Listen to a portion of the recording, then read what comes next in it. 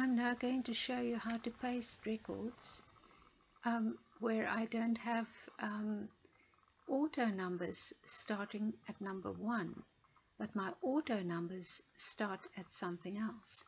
So I'm going to show you what my problem is.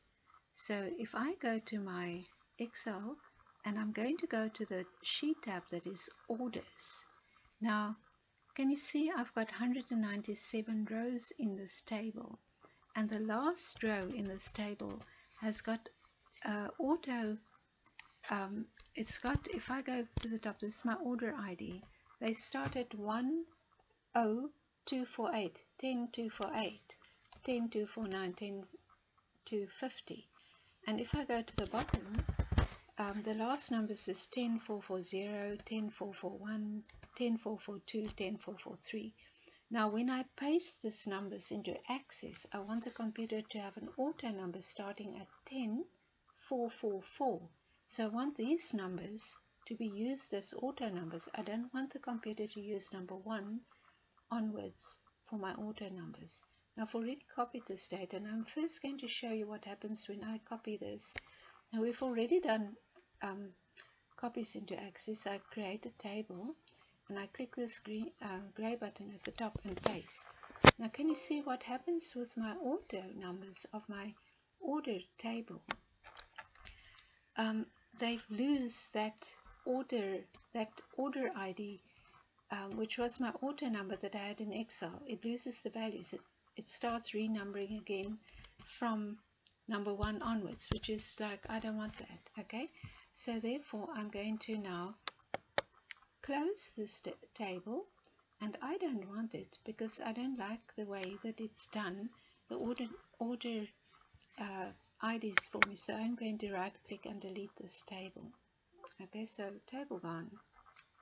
Right, I want to try again.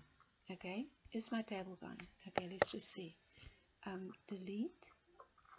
You can't delete while it's open. Okay, well then close it. Control W for close. Control W for closing this thing, and then right click and delete. Okay, now what I'm going to do now is I'm going to create a new table, and what I want to do is create the table. Now can you see I don't click on this grey thing, I keep my blue where it was and paste.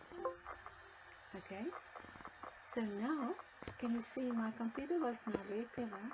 It brought that ID for me, and it also made its own order ID, which started 1. Okay, now I'm going to go to Design View, Design View, and okay, Save Table 1. Now, can you see that I've got an auto number on the ID, and then I've got ID, then I've got order ID, then I've got custom ID, employee ID, order date, and shipper ID. So I got the columns that came from Excel plus an extra one. Okay, because the numbers that came from Excel, it didn't use them for auto number. So I've got, okay, this is my auto number. Let's just escape this, what I've just done. Okay, auto number is on a different field. It's not on my order ID. Okay, so let's just go back to Design View, and if I go to Design View, my order ID here has got the numbers that I want, and this ID has got 1, 2, 3, 4, whatever. And when I go to Design View, the first one, which has got the 1, 2, 3, 4 in it, is my auto number. Okay, so the auto number is on the wrong column because I want auto number on this order ID. Now if I change this to order, I can go to order ID and change it to auto number, and when I do that, the computer says once you've entered data in a table, you cannot change the data type of any field to auto number, even if you haven't yet added data to that column. Okay, so if I've got any data in my table, doesn't matter in which column it is, I cannot change which column was the auto number. Okay, so I'm a little bit in a problem here because I've got I've got the numbers, the correct numbers, but they're not auto numbers. Now the problem with that is when I save this table, if I go to the very end and I click this button with a little asterisk to make a new record, and I type there something, can you see the auto number, this 197 is automatically incremented, but I've got to manually type a new order ID, but I don't want to. I want this 10444 to be my automatically calculated. Now the way that I'm going to do it is I'm just going to leave this. Okay, this record that I've just created, I'm just going to delete it.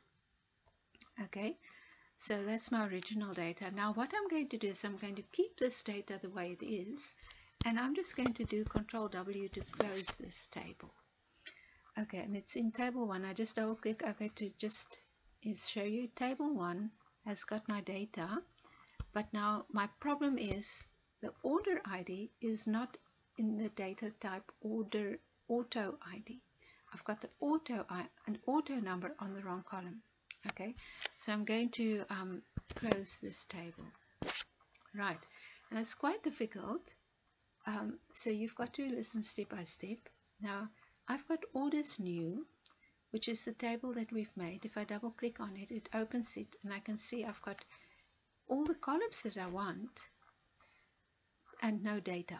Now that's exactly what I want. I'm going to close it again because I don't want it open at this moment. I'm just going to close.